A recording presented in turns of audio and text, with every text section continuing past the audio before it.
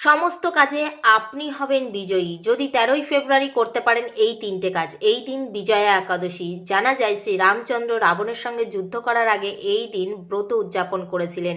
আপনাকে কি করতে হবে? এই দিন খুব সকাল সকাল ঘুম থেকে উঠে স্নান করে হলুদ রঙের কাপড় পরে শ্রী বিষ্ণুর উদ্দেশ্যে হালুয়া রান্না করতে হবে। হালুয়াতে অবশ্যই কেশর দেবেন।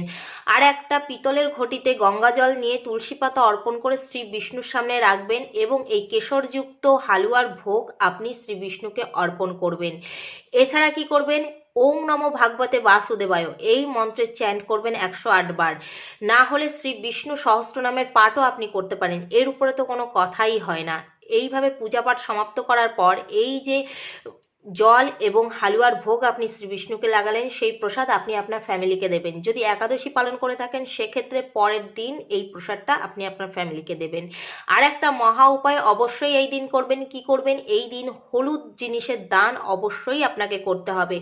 যে কোনো হলুদ বস্ত্রের দান অথবা ছোলার ডাল, কলা অথবা হলুদ, এই সমস্ত জিনিসের দান আপনি এই দিন অবশ্যই করবেন। যখন সনাতন ধর্ম এবং জ্যোতিষের উপায় একসঙ্গে মিলিত হয় তাকে আমরা মহা উপায় বলে থাকি। তো এই কাজগুলো যদি আপনি করে থাকেন সেক্ষেত্রে আপনার বিজয় অবশ্যম্ভাবী। রাধে রাধে।